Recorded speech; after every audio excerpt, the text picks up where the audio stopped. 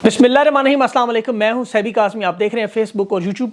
अहम खबरें आपके सामने पहले रख दूं। अभी एक पाकिस्तानी शहरी को नॉर्वे के हवाले किया गया। ये एक और एमरकांसी का केस है और खुफिया इदारों के खिलाफ, एजेंसियों के खिलाफ तौहीन अदालत का आज इस्लामाबाद के जज बाबर सत्तार ने बड़ा फैसला जारी किया। 40 सफ़ात का 8 मई की तारीख बड़ा अहम, उसको क्या होने जा रहा है वो मैं आपके सामने रखता हूँ। बलूचिस्तान का धरना इस्लामाबाद शिफ्ट हो रहा है। चमन में भी आज 225 दिन हो चुके हैं, हज़ारों की तादाद में लोग वहाँ बैठे हुए हैं और आज बड़ा क्रैकडाउन भी उन पर हुआ। अडयाला जेल के सुपरिटेंडेंट के खिलाफ कार्रवाई का मामला भी है और पंजाब पुलिस का शदीद रद्द-ए-अमल, मोराल बुरी तरह क्यों डाउन है। फैसल करीम कुंडी भी आज खैबर पख्तूनख्वा गवर्नर का हलफ उठा लिया और मरीम नवाज की कुछ नई नोटंकियाँ भी आ गई सामने। आज 2 कानून एक मुल्क में, फजल रहमान साहब की जमात ने आज वो बातें कह दी जो तहरीक इंसाफ तो सोच भी नहीं सकती। फौजी छावनियों को आग लगाने की बातें कर रहे हैं बगैर इजाज़त के जलसे और प्रोटोकॉल में भी। और इसके साथ साथ निगरान वज़ीर आज़म काकड़ और जो वज़ीर ख़ज़ाना शमशाद बेगम के बारे में, गंदम स्कैंडल के बारे में भी बात है। वो पिछले वीलॉग में कुछ बात थी, वो कुछ तफसील रह भी गई थी।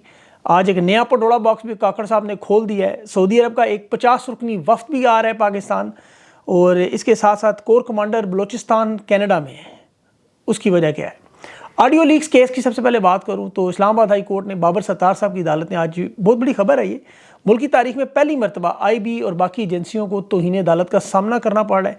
इसमें DG इंटेलिजेंस ब्यूरो हैं, DG FIA हैं, चेयरमैन PTA हैं और ये तमाम तगड़े अफसरान हैं। तौहीन अदालत के मामले पर जज बाबर सत्तार ने आज वजूहात का नोटिस जारी किया कि आप मुतमईन करें हमें कि आपके खिलाफ क्यों तौहीन अदालत की कार्रवाई शुरू ना की है। 40 पेजेस का फैसला और इस केस में बहुत सारे मामलात जुड़े हुए हैं। देखिए, बाबर सत्तार साहब का फैसला अगर आप सारा पढ़ें तो इसमें बाकायदा तौर पर इन्होंने पेमरा को, PTA को और FIA के और IB के अफसरान से दरख्वास्त जिन्होंने दायर की थी अथॉरिटी में, इन्हें 5-5 लाख जुर्माना रजिस्ट्रार के पास जमा करवाने का भी कहा गया और उसके साथ से पूछा गया कि ये दरख्वास्तें आपने क्यों दी कि जज बाबर सत्तार ये मामला ना सुने। ये तो बदनीयती है, आपने तो डायरेक्ट दबाव डालने की कोशिश की जज के ऊपर। अब अदालत एक मौका तो दे रही है और सवाल तो वही है कि शहरियों के फ़ोन टैप करने की और उनकी हकूक मुअत्तल करने की वजह क्या है। बड़ी सादा सी वजह। देखें, एक चीज़ तो कन्फर्म है, 8 फरवरी के इलेक्शन के बाद चारों सूबों में हुकूमतें अवाम की नहीं है। ये अवामी हुकूमतें बिल्कुल नहीं है। सबूत देखना है, आप देख लें, खैबर पख्तूनख्वा नौजवान का इमरान खान जो है वो रिहा नहीं करवा सकते। पंजाब में पुलिस अफसर की तब्दीली का नोटिफिकेशन निकला हुआ है। पंजाब हुकूमत मरीम नवाज़ की हो, वो पुराने DPA को नहीं लगा सकती। इस्लामाबाद के IG को बदलने का मामला नहीं कर सकते। सिंध में जो मामला है वो आपको पता है, गंदम के मामला आपको पता है। इदारों के अंदर भी लोग हैं, इसीलिए शशो पंच का शिकार भी है। मिसाल के तौर पर पंजाब में ख़ास तौर पर पंजाब पुलिस को सबसे ज़्यादा मुतासर है। एक तो पिछले 2 साल में सबसे ज़्यादा इस्तेमाल ये हुए, काम सबसे ज़्यादा इन्हीं का नज़र आया कि जो महकमा अवाम के ख़िलाफ़ सबसे ज़्यादा वो पंजाब पुलिस थी। आज भी देख लें, जो भी फस्तायत में सियासी हुकूमतें जिस तरह पंजाब में इन्हें इस्तेमाल कर रही हैं मुखालफिन यानी तहरीक इंसाफ के खिलाफ, वो इन्हें डिमोरलाइज कर रहा है। उसकी वजह कि भावल नगर के वाक़े के बाद वैसे भी इनको मोराल डाउन था बहुत ज़्यादा। लेकिन अभी पिछले 10 दिनों में जो टारगेट किलिंग के इनके वाक़यात हुए, 3 कांस्टेबल्स पे और एक वो सब इंस्पेक्टर भी, उस पर जो लोगों को कोई हमदर्दियाँ नज़र नहीं आई। ये बड़ा ख़तरनाक मामला है। वर्दी पहन के बाहर ना जाना और इतनी ज़्यादा मुश्किलात में हुकूमत की तरफ से कोई ताउन भी नहीं नज़र आ रहा, अवाम की तरफ से कोई हमदर्दी नज़र नहीं आ रही। अब पिछले 2 साल में जो उन्होंने किया है, इसका दोहरा नुकसान हो रहा है।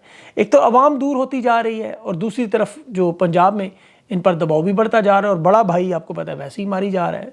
प्रोटेक्शन इनको मिल नहीं रही, ट्रांसफ़र हों, तबादले हों, ये मार कुटाई, ये मतलब हुकूमत के हालात आपके सामने हैं।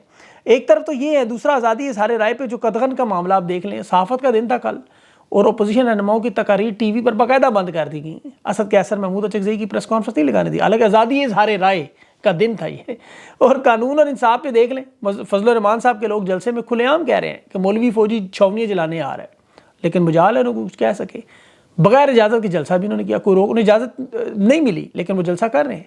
अब 10 मई को तहरीक इंसाफ जलसे के लिए फैसलाबाद में पूरी क़यादत लेके डिप्टी कमिश्नर के दफ्तर में कि हमें जलसे की इजाज़त दें, अभी तक कोई नहीं मिली। कराची में जलसे की तहरीक इंसाफ को इजाज़त नहीं मिली और ना वो निकल के कर रहे हैं। अब तहरीक इंसाफ के एहतजाजी जैसे कि फैसलाबाद की कोई ख़ास तशहीर भी इसी वजह से नज़र नहीं आ रही कि इंतज़ार कर रहे हैं कि जब तक पूरे फैसलाबाद में मतलब इन्हें इजाज़त ना मिले उस वक्त तक ये पंजाब से हर MNA, हर MPA को ये ना कहें कि अपनी रैलियों में 500-500, हज़ार लोगों के लिए। बड़ा मुश्किल काम होगा ये। अभी जलसे की तारीख और जगह का ऐलान भी नहीं हुआ, लेकिन मुमकिन है धोबी घाट पर ही हो ये जलसा, एहतजाजी जलसा है। इसे कामयाब होना बहुत ज़रूरी है। ये पंजाब की सबसे इंपॉर्टेंट इस वक्त की अपडेट है। अब 8 मई को दस्तूर की बहाली आइन पर तहरीक इंसाफ तमाम जमातों को लेकर एक बड़ा सेमिनार اور اس میں باقی تو حکومت کے علاوہ تمام اپوزیشن جماعتوں کے رہنما، وکلاء، سول سوسائٹی اور صحافی نے بلا کر خطاب کریں گے، کیونکہ یہ بڑا اہم دن ہے، کیونکہ اس سے اگلے دن 9 مئی فالس فلیگ آپریشن کا دن ہے، اور اس دن کی بعد میں کریں گے 9 کے بعد فوراً 10 ہے، اس میں بھی تحریک انصاف کے بلوچستان کے رہنما صدام ترین اسلام آباد دھرنا لے کے آ رہا ہے بلوچستان سے اسلام آباد خان کی رہائی کے لیے، اور یہ بڑا اہم معاملہ ہے کیونکہ بلوچستان میں آلریڈی اس وقت 227 دن سے ایک بڑا دھرنا چل رہا ہے، جس پر آج ایف سی نے کریک ڈاؤن بہت بڑا کیا ہے، اور یہ معاملہ بھی ہے۔ ابھی وفاقی سیکرٹری کا بھی ایک بیان آیا، انوار اللہ کاکڑ اور محسن نقوی کو ہم نے نہیں بلایا کسی بیان کے معاملے میں، لیکن گندم کے معاملے پر معاملہ بہت بڑھ چکا ہے اب۔ ایک طرف نگران وزیر اعظم سابق پی ڈی ایم کے دور کے پر الزام لگا رہا ہے، نیا پنڈوڑا باکس کھول رہا ہے، وہ کہہ رہے گندم تو انہوں نے زیادہ منگائی۔ جو حنیف عباسی نے کہا کہ 8 ارب کا 58 ارب کا 85 ارب کا گھپلا انوار الحق نے کیا، اسے گرفتار کریں۔ اب انوار الحق بھی ڈٹ گیا، وہ کہ اس کا جواب جو آ رہا ہے وہ کہتا ہے اب ایس آئی ایف سی کے تحت پچھلے سال یہ معاملہ تو چل رہا تھا اس وقت کا، اور اسٹیبلشمنٹ کی بھی منظوری تھی، 1 ارب ڈالر کی گندم امپورٹ، 1 ارب 1 بلین۔ انوار الحق نے شہباز شریف کی حکومت پر بھی الزام لگایا کہ انہوں نے بھی گندم منگوائی ہوئی تھی، اور وہ کہتا ہے کہ سرکاری اور نجی شعبوں میں دونوں میں 1 ارب ڈالر کی گندم باہر سے منگوائی گئی۔ اب نجی شعبہ یعنی جو پرائیویٹ سیکٹر ہے، انہوں نے جو 1 ارب کی گندم منگوائی اس میں 10 لاکھ ٹن جو ہے میٹرک گندم زیادہ آئی، جبکہ سرکاری کھاتے میں 10 لاکھ ٹن میٹرک کم آئی۔ اب ذرا واردات سمجھیں، سرکاری کھاتے سے کم کر کے پرائیویٹ سیکٹر میں زیادہ ڈالی گئی، یہ 10 لاکھ میٹرک ٹن گندم جو تھی وہ تقریباً بنتی ہے 100 ارب کی۔ اب شہباز شریف کہتا ہے کہ اس کی جو موجودہ حکومت ہے 2024 میں جو ناجائز حکومت ہے فارم 47 والی، خود جو انوار اللہ کاکڑ نے دھمکی بھی دی، یہ 1 لاکھ میٹرک ٹن فالتو پہلے ان کے پاس موجود تھی، اس کے باوجود انہوں نے پھر 6 لاکھ ٹن مزید منگوائی، مطلب 16 لاکھ ٹن فالتو، یا 20 کہہ رہے ہیں آپ کو، 820 روپے کے کلو کے حساب سے ذرا اس کا حساب کریں کہاں تک پہنچتی ہے۔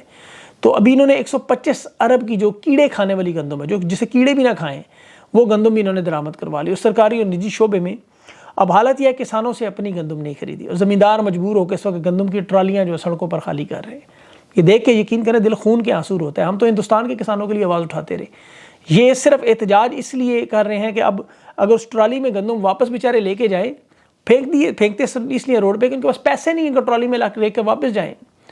اب اس وقت تو دیکھیں پاکستانیوں کو آگے بڑھ کے مدد کرنی چاہیے، یہ جو گندم ضائع ہو رہی ہے اس کو خرید لیں، اپنے گھروں میں بڑے بڑے وہ ڈرم رکھ کے سٹاک کر لیں، سال بھر کی گندم آپ کو باہر سے خریدنی نہیں پڑے گی، ان بیچاروں کی فصل ضائع نہیں ہوگی۔ آپ کے پاس جو مہنگائی آگے دیکھیں کہ جون کے بعد تباہی پھرنی ہے، تو یہ گندم آپ کے کام آئے گی، کوئی آپ کو آٹا ملنا نہیں ہے، اس صاف گندم کو تو یہ لوگ امپورٹ کر دیں گے، اور جو ان کے پاس گندی باسی سڑی گندم ہوگی یوکرین ٹائپ کی، وہ مارکیٹ میں مفت پھینک دیں گے، وہ آپ نے لینی نہیں۔ اس لیے یہ تو امپورٹ میں سے پیسہ کما لیں گے، تباہی اور بربادی کا کھیل، لیکن عوام کو تھوڑا سا سٹیپ ان کرنا چاہیے اور ساکن گندم ان کسانوں سے خرید لیں۔ ابھی تو یہ اپنی مہنگی ویڈیوز اور مشہوری کے شوق میں، آپ کو پتہ ہے ادویات کا جو دہلیز پر دوائی کا مریم نواز نے فوٹو سیشن، نیا افتتاحی تقریب، پوسٹر ایسے چھپوا دیے جیسے سچ مچ لوگوں کو ادویات ملنے جا رہی ہیں۔ اب جس ملک میں گندم کی خریداری نہ ہو سکے کسان سے، پنجاب کا کیونکہ خزانہ خالی، کسان کو پیسے دینے کے لیے حکومت کے پاس فنڈز نہ ہوں، وہاں مفت ادویات، اس کی دلیل دیکھیں، یہ باخدا یہ ایسی نوٹنکیاں ہیں جو ملک کو تباہی بربادی کا کھیل مچا ہوا، اس میں کول نہیں ہے میل تیلا اور کرتی ہے میلہ، وہ والا چکر۔ آپ کو حکومت پنجاب سے آپ رابطہ کریں گے کیسے؟ ٹیلی فون ذرا ملا کے دیکھیں کون سی ڈیلیوری سروس آپ کے گھر یہ ادویات چھوڑنے آئے گی؟ مریم نواز ہر ادویات دینے آئیں گی؟ ڈیلیوری کمپنیاں اوبر کریم پہلے ملک سے جا رہی ہیں، فون پانڈا اپنے آپریشن بند کر رہا ہے، اور یہ نظام تو دنیا کے ترقی یافتہ ممالک میں نہیں ہے کہ مفت ادویات گھر پہنچائیں، آپ کو جا کے لینی پڑتی ہیں۔ یہ کس طرح دے سکتی ہیں اور کون مستحق ہے، فیصلہ کون کرے گا؟ یہ صرف اور صرف ٹک ٹاک کے ویڈیو اشتہارات۔ وہ پی ٹی وی کے سابق، آپ کو پتہ ہے وائگرا والے جو ڈائریکٹر ہیں عطاء اللہ قاسمی صاحب، انہوں نے مریم نواز کو یہ مشورہ دیا تھا کہ آپ نے بس اپنی پروموشن کرنی ہے، اس پہ توجہ، ہر روز آپ کی ایک ویڈیو ٹک ٹاک پہ لازمی آئے، تو لوگوں کے ذہن میں تک آیا کہ جی مریم صاحب نے بڑا کام کیا ہے، اس کے لیے چاہے کوئی نوٹنکی، کوئی 2 نمبری، کوئی واردات کرنی پڑے۔ اب یہ چاند والی واردات دیکھ لیں، چاند کے مشن والی، 16 روپے کی روٹی والی دیکھ لیں، 800 لیڈی سوٹ والی دیکھ لیں، چاند میں جانے والی خبر سے ان کا دیکھیں مذاق۔ اسی اے آر وائی چینل کی خبر تھی، 2 ہیڈ لائنز تھی، اوپر والی ہیڈ لائنز میں تھا چاند پہ جا رہے ہیں، نیچے والی تھی پی آئی اے بیچنے جا رہے ہیں، 10 کمپنیوں کی بولی۔ مطلب لوگ کہیں آپ ہوا میں سفر کر نہیں سکتے، مطلب اپنا ڈبہ بس پہنچا کے آپ چاند میں نوٹنکی ہیں، تو لوگ اب پاگل نہیں، ساری دنیا کو سمجھ آ رہا ہے۔ پہلے بھی چین میں اس طرح کے راکٹ میں ہم نے ڈبے بھیجے ہیں، 2013 میں بھیجے تھے، اس سے پہلے بھی، تو یہ دکھانا بس یہ کہ بڑا کام ہے، اس حکومت میں بڑا کام ہو رہا ہے۔ جیسے سعودی عرب سے ابھی کل 30 رکنی وفد آ رہا ہے، جی بہت بڑا سرمایہ نہیں، انہوں نے اثاثوں کا جائزہ لینے ہیں، خریدنا کیا ہے۔ پی آئی اے کی بولیاں بھی شروع ہوئی ہیں، وہ دیکھنے کے لیے ہیں۔ دیکھیں شہباز شریف نے جو تقریر کر کے فساد مچایا کہ پاکستان تو تباہ حال برباد ملک ہے، لوٹ مار سے لگی آ جائیں، وہ سب کے سب دیکھنے آ گئے سیل میں انہیں کیا کیا مل سکتا ہے, کیا کیا ڈسکاؤنٹ ملے گا, کون کون سا ادارہ کون کون سا خریدے گا. اچھا اب دیکھیں اس کی اگلی خبر ایک اور جو ناروے سے 46 سالہ وہاں عرفان بھٹی نامی بندے اوسلو میں, ابھی ناروے میں وہ پرائڈ پر ایک فیسٹیول ہے ان کا, آپ کو پتہ ہے ہم جنس پرست لوگوں کا, تو وہاں پہ فائرنگ کا واقعہ ہوا, 2 لوگ بھی مارے گئے. اس میں یہ بندے کا نام بھی آیا, اس کا بھی آیا ایک ایرانی بندہ تھا, اس کا بھی اس کے اوپر تو مقدمہ چل بھی رہا ہے. یہ انڈیپینڈنٹ اردو کی خبر ہے باقاعدہ طور پر. انہوں نے کہا جی بھٹی صاحب جو ہیں وہ کہہ رہے ہیں ہم تو اس کسی واقعے میں ملوث نہیں ہوں, بلکہ وہ تو جو ناروے کو حوالے کیا جا رہا ہے اس میں بھی وہ بڑا شور مچا رہے ہیں. اور انٹرسٹنگ بات ہے ان کا وکیل بھی کہہ رہا ہے, اور کچھ یہ بھی کہہ رہے ہیں کہ پاکستان کا شاید ناروے سے کوئی ایسا معاہدہ ہی نہیں ہے سرے سے کہ ایک ملک سے دوسرے ملک کی حوالگی کیا جائے. اب پاکستان کی سپریم کورٹ میں ان کے اوپر کیس کا بھی فیصلہ بھی نہیں. اس کا جو وکیل ہے وہ کہہ رہا تھا کہ یہ اس کو جو طریقہ قانون ہے وہ بین الاقوامی قانونی اصول بنے ہوئے اس پر, کہہ رہا ہے اس کا تو انہوں نے دھجیاں اڑا دی. یہ وکیل صاحب کو یہ پتہ نہیں ہے پاکستان میں قانون معطل ہے. اگر کسی کو شک شبہ بھی ہو, حوالے کرنا دور کی بات, چاہے کچھ بھی ہو, ماضی میں پوری ایک تاریخ ہے. ایمل کانسی, عافیہ, یہ اس سے پہلے کوئی ایسے جتنے بھی لوگ تھے ٹارگیٹ, 2 مئی ابھی آپ کے سامنے گزرا. امریکی ہیلی کاپٹر خود آئے دن دہاڑے آ کے اٹھا کے اپنا ٹارگیٹ لے گئے, کوئی نہیں روک سکا. ایمل کانسی کے وکیل نے تو کہا تھا ان کو تگڑے پیسے دیں, ان میں سے کچھ لوگ شاید اپنی ماں بھی بیچنے کو تیار ہو جائیں. یہ اس کے وکیل کے الفاظ تھے, بہت دفعہ آپ نے سنے بھی ہوں گے. اس واقعے میں اب جو ناروے میں ہوا, یہ بندہ تو کہتا ہے میں تو پاکستان میں تھا اس وقت, بہرحال اس کی تفصیلات تو آ جائیں گی, لیکن حوالگی کا جو طریقہ کار ہے یہ بڑا عجیب و غریب معاملہ کہ اگر وہ پاکستانی شہری بھی ہے یا ڈیول نیشنل ہے یا کیا طریقہ کار ہے, اسے کس طرح حوالے کیا گیا, یہ ایک بڑا مذاق ہے. ذرا پاکستان کوشش کرے کسی کو دنیا میں اس طرح حوالگی کی کوشش کر کے, برطانیہ امریکہ سمیت, تو آگے سے کیا جواب ملتا ہے. تو یہ ایک بہت بڑی آپ کو پتہ ہے عجیب و غریب کیفیت ہے, قانون نہیں ہے, آئین نہیں ہے ملک میں. اس سے پہلے وہ آپ نے وہ وڈیرے والی خبر سنی ہوگی, جو وڈیرا جس کی سب سے بڑی بات ہو رہی تھی, آرمی چیف نے خود یقین دلایا تھا چھوٹی بچی کو وہ اب پاشی کا وزیر بننے جا رہا ہے. مطلب اب کیا قانون اور انصاف پہ آپ بات کریں. قاضی صاحب کے حالات آپ کے سامنے ہیں, قانون انصاف کے ہر جج کی بات آپ دیکھ لیں جن لوگوں نے فیصلے کیے ہیں. ابھی کور کمانڈر جو ہیں بلوچستان آصف غفور صاحب, ان کی بھی کینیڈا میں کچھ تصاویر سامنے آ رہی سوشل میڈیا پہ, تو وہ اپنے پتہ نہیں پرائیویٹ وزٹ بھی گئے ہوں گے شاید, ظاہر ہے سرکاری وزٹ پہ ہوتے تو وردی شردی ہوتی باقاعدہ ہوئی, تو وہ پرائیویٹ وزٹ پہ ہیں, وہ بھی وہاں پہ ان کی تصاویر بھی آ رہی ہیں, لیکن ان کے حوالے سے کوئی ایسی خبر تو نہیں ہے کہ وہ کیوں ہیں پرائیویٹ, شاید اپنے ملاقاتوں کے لیے گئے ہوں گے. اس کے علاوہ بہت ساری اور جو تحریک انصاف کے متعلق جو لیڈرشپ کے بارے میں جو ابھی باخبر ذرائع سے ایک اہم بات, اس وقت یہ تحریک انصاف کے لوگوں کے خلاف جو لیڈرشپ ہے اس کے بارے میں ہو رہا ہے کہ جو شخص بھی تحریک انصاف کا کوئی موومنٹ کرے گا, مطلب عمران خان کی رہائی کے لیے کوشش کرے گا, جلسہ جلوس کرانے کی کوشش کرے گا, اسے نشانے پہ رکھا جائے گا, چاہے وہ اسد قیصر ہو. ابھی دیکھیں اسد قیصر نے جو ہی سوابی انٹرچینج دھرنے میں دیا, پھر ساتھ اس نے سخت بیانات دینے شروع کیے, عمران خان سے ملاقاتیں کی, فوراً غداری کا لیبل لگ گیا. اسی طرح جو بھی بات کرے گا خان کی رہائی کے لیے, تھوڑا عوام میں ایکٹیو ہوگا, ایک دم سے اس کے اوپر باہر سے, خاص طور پر بیرون ملک میں جو لوگ ہیں وہ ان کے اوپر غداری کے لیبل بانٹیں گے اور کھل کے بانٹیں گے. اور کیونکہ اس وقت تحریک انصاف کے اندر آپ کو پتہ ہے بہت سارے مسائل تو پڑے ہوئے, ان کی اندر اختلافات ضرور موجود ہیں. اب ان میں سے کچھ رہنما ظاہر کانٹیکٹ کرتے ہوں گے لوگوں سے, ان کو بتاتے ہوں کوئی اس طرح کی باتیں جس سے وہ لوگ فوراً اسٹیبلشمنٹ کے ساتھ جوڑ دیتے ہیں کہ اسٹیبلشمنٹ کے ساتھ اس بندے کا تعلق ہے, اسٹیبلشمنٹ کے ساتھ اس بندے کا تعلق ہے. ہر ایک کی لائن تو ہوگی, تعلقات تو سب کے ہوں گے, سلام زاری اسی معاشرے میں رہتے ہیں, لیکن جس انداز میں یہ پیش کیا جاتا ہے کہ شاید سارے کے سارے رانگ نمبر ہے, یہ بات درست نہیں ہے. اصل طریقہ کار ابھی فیصل آباد کا جلسہ ہے, یہ اس طرح کے جتنے معاملات ہیں تحریک انصاف کے, جو لوگ کھل کے خان کی رہائی کے لیے بات کریں گے, جو لوگ کھل کے اپنے مینڈیٹ چوری کی باتیں کریں گے, عوام میں آئیں گے, صاف پتہ چل جائے گا یہ نہیں ہے. کیونکہ ہر 2 نمبر بندہ کبھی بھی عوام میں نہیں, 2 نمبر جو گھروں کے اندر ہے باہر نہیں آتے, وہ لوگ جانتے ہیں. ہر عوام کافی وقت کے ساتھ ساتھ آپ کے سامنے چیزیں آنا شروع ہو جاتی ہیں.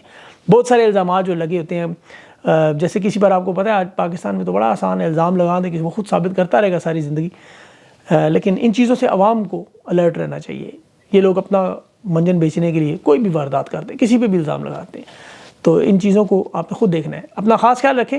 ابھی انٹرویو میں انشاءاللہ جو ہے میری کوشش ہے مبارک زیب سے بات کرنے کی, لیکن وہ کچھ ہچکچاہٹ کا شکار ہے, اور مقصد میرا ان سے پوچھنا صرف یہ تھا کہ لائے عمل کیا ہے, لیکن وہ ہچکچاہٹ کا کوئی شکار ہے انٹرویو سے, تو انہیں تھوڑا سا ٹائم میں نے دیا ہے. ابھی ہو سکتا ہے اگر وہ آ جائیں تو پھر ان کے ساتھ انٹرویو آپ ضرور دیکھیں گے. اپنا خیال رکھیں. مجھے اجازت ہے. اللہ حافظ.